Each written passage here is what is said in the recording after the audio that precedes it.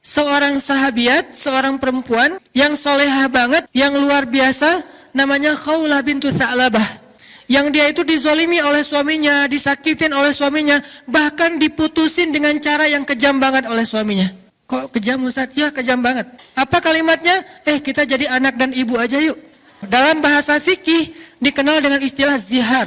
Zihar itu diputusin dengan cara ngomongnya apa? Kita jadi anak dan ibu aja.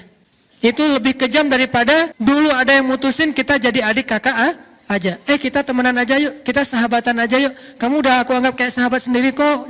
Nah ini ada yang lebih kejam, apa? Kita jadi anak dan ibu. Artinya haram selama-lamanya, seperti ibu haram bagi anaknya, bukan lagi istri. Akhirnya Khawlah ketika dizolimi oleh suaminya, dia curhatnya ke siapa? Curhat kepada Allah, tapi minta fatwa kepada Nabi.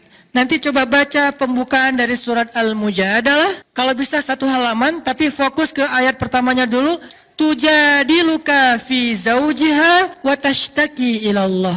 Dia meminta pendapatmu tentang kata-kata suaminya, tapi dia curhatnya ke Allah. Jadi dia tidak curhat kepada Nabi. Dia hanya meminta nasihat dari Nabi tentang kata-kata suaminya, kira-kira menjatuhkan talak apa tidak. Kalau bahasa sekarang tuh istifta, meminta fatwa kepada Ustadz. Ustadz, suami saya bilang gini, kamu buat saya itu seperti ibu, kira-kira itu jatuh talak nggak Ustadz? Cuman segitu doang. Tapi urusan suami saya itu emang orangnya temperamen, suami saya itu nggak bisa jaga lisan, suami saya itu zalim, itu nggak disebutkan ke Nabi. Dia menyebutkan itu kepada siapa? Watashtaki ilallah. Dia menyebutkan itu kepada Allah saja. Akhirnya apa yang terjadi? Ketika Khawlah curhatnya kepada Allah, akhirnya Allah yang ngebelain Khawlah, bukan Nabi, bukan sahabat, bukan manusia, bukan siapapun.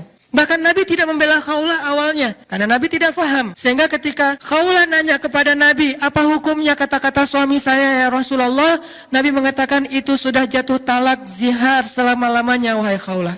Khawlah nggak terima, dia kayak ngerasa nggak rela gitu berpisah dengan suaminya karena dia sayang sama suaminya. Gimana pun dizolimin, inilah perempuan. Kadang-kadang dia sakit hati, tergores, tapi di balik semua itu cintanya tuh kadang luar biasa ya, lebih daripada laki-laki. Walaupun dia mungkin sedikit gampang tergores, tapi kalau udah sampai ke hal-hal yang sifatnya sakral, dia lebih tahan banting dibandingkan laki-laki. Laki-laki dengan mudahnya mengeluarkan kata talak, apa segala macam. Pada akhirnya perempuan yang akhirnya minta, kalau bisa ini nggak jatuh talak, Ustadz gimana? Suami saya ngomong kayak gini. Akhirnya mencari solusi istri. Sehingga ketika Nabi bilang itu sudah jatuh talak, Khawlah kayak ngerasa sedih dan nggak rela gitu. Masa ya Rasul? Ya wahai Khawlah, nggak bisa balikan lagi? Nggak bisa wahai Khawlah.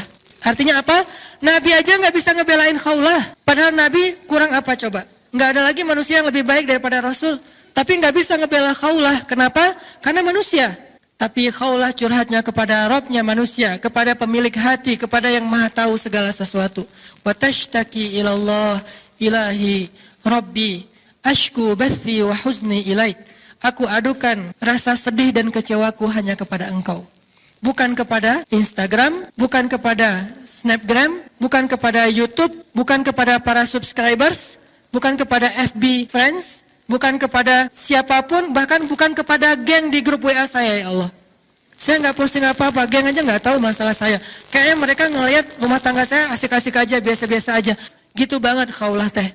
Sampai ibunya aja nggak tahu masalah Khawlah. Sampai teman dekat gengnya aja nggak tahu. Yang tahu cuman Allah kemudian Nabi. Akhirnya Allah yang membela Khawlah dengan menurunkan 1 halaman penuh dari surat Al-Mujadalah. Bentuknya adalah pembelaan kepada Khawlah. Suaminya dimarahin sama Allah di ayat itu. Disuruh bertaubat oleh Allah di ayat itu. Dikasih beberapa hukuman syariat. Dia harus berpuasa atau memberikan makan kepada fakir miskin dan seterusnya. Sebagai hukuman terhadap kata-katanya yang mutusin istrinya dengan bahasa kita jadi anak dan ibu aja. Ini artinya apa? Kalau kita menjaga Allah, Allah jaga kita. Bentuk menjaga Allah dalam urusan rumah tangga, jaga kehormatan rumah tangga kita yang Allah perintahkan. Hafizatka fi amwalika wa ahlika. Nanti Allah yang akan menjaga hati kita, menjaga perasaan kita, menjaga rumah tangga kita. Allah yang akan terlibat.